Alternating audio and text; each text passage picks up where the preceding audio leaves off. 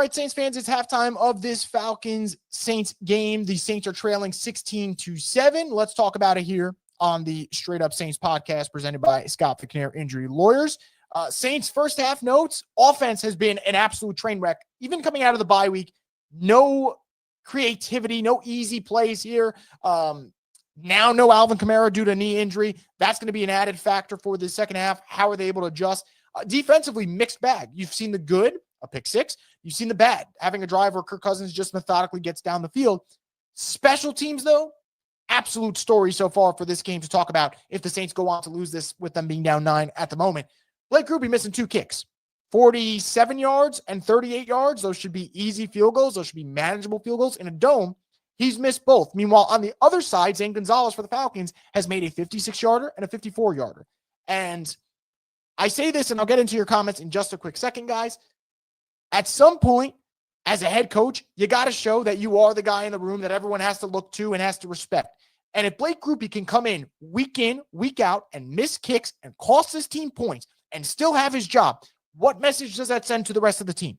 So I say this, I don't care if Blake Grupe makes 4 kicks to end this fucking game and they end up being a game winner. He cannot be on the Saints anymore because at some point, when there's no accountability at the top, that shit ends up corroding everything, and it ends up infecting the rest of this team. You will see a lack of accountability across the board because, hey, if Blake Grupe's not doing his job, what does it matter if I do mine? You will have that effect. So to me, that's been one of the stories of this half, to let a player who, quite frankly, has been awful this season dictate this game yet again.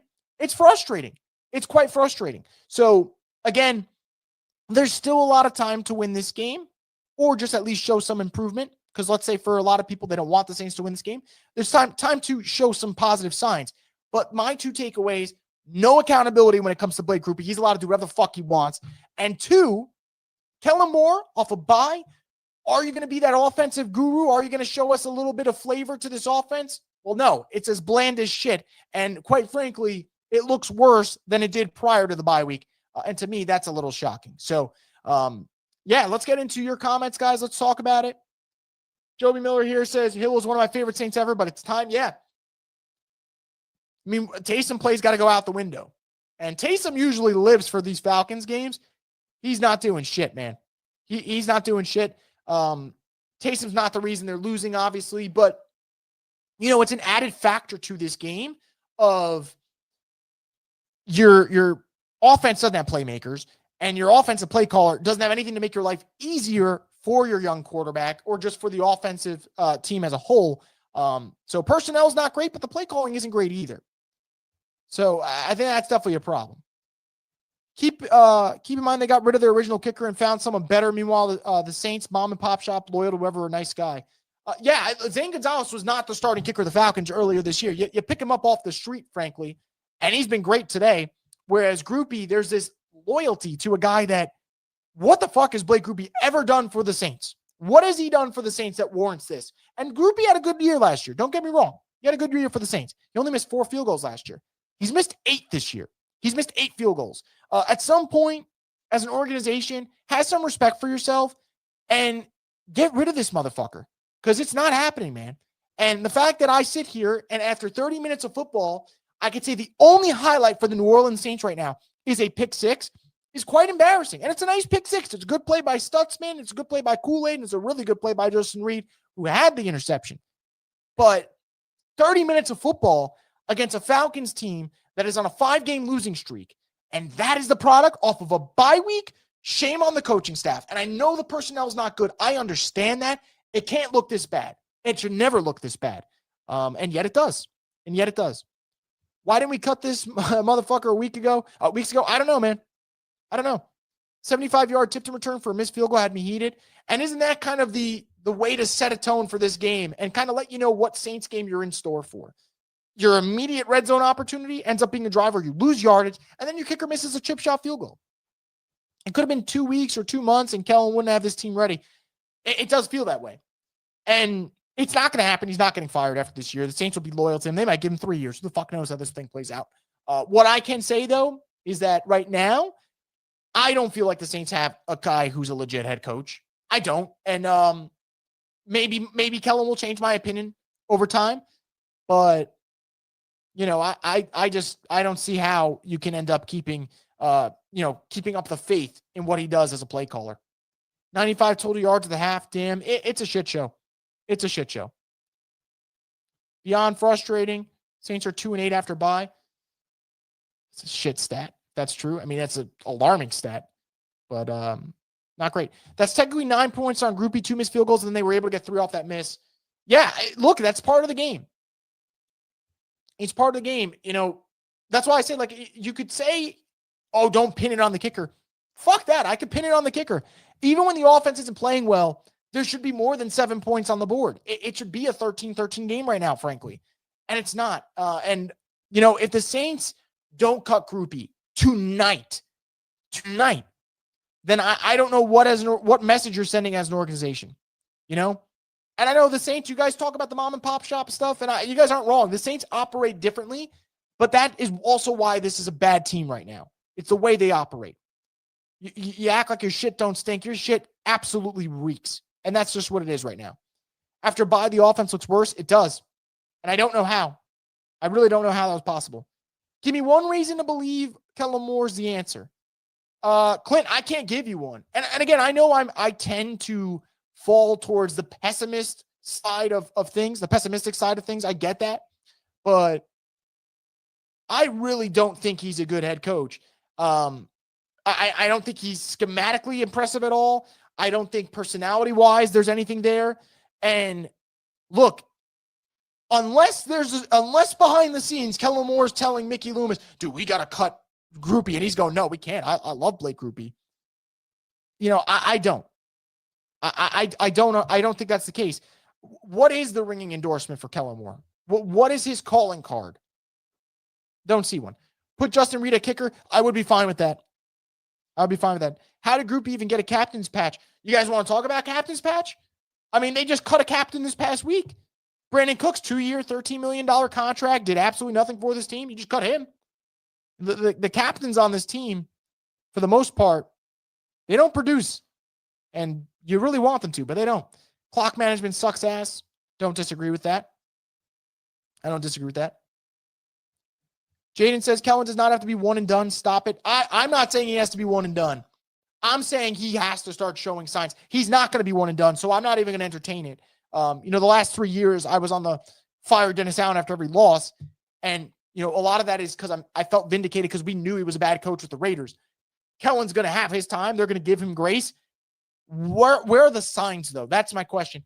I think he might be able to develop quarterbacks decently, and even that, I don't know I could say yet. We're 10 games in, but he's got to start showing signs, man. And I know the personnel's not great, but you look around the league, I look around today, right? And no Jackson Dart, no Malik Neighbors, no Cam Scatteraboo, and the Giants put 27 on the Lions, and they're in a dogfight in overtime. I know the Saints don't have good players, but it can't look this bad offensively, guys. It can't. And I know personnel matters. So, Kellen Moore and Philly with great personnel, it all looks great. I get that. And Lord knows Philly would love to have Kellen Moore back. But off a bye week, why does it look this bad? I just don't know. Chris, it's like I've been saying, Blake Groupie's a choke artist. Garrett Hartley wasn't the best kicker we ever had, but he was clutch under pressure. Some players just choke under pressure. Fair. It's fair, man. And the crazy thing is these should not be pressured kicks. We're talking about like 37 yards, 47, like these should not be pressured kicks. And here's a stat for you. Blake Groupie has the worst percentage of any kicker with at least 25 attempts through the first 12 weeks of the season since Mason Crosby in 2021. I mean, to have 25 attempts is the insane thing because the leash on this dude is insanely long, and I don't get it. It's the reason no other team wanted him. This Kellen first damn year, bro. Y'all Saints fans are impatient. We don't have good players either. Give him 2 years at least. He's going to get 2 years regardless. That's not the question. It can't look like this. That's all I'm saying. I'm not saying he's going to get fired. He's not going to get fired. And I'm not going to sit here and say you should get fired because I don't want to waste my breath off things aren't going to happen. He's not getting fired. It cannot look this bad, though. That's what I'm saying. And if you think it can, that's fine. You're entitled to your opinion, just like I'm entitled to mine.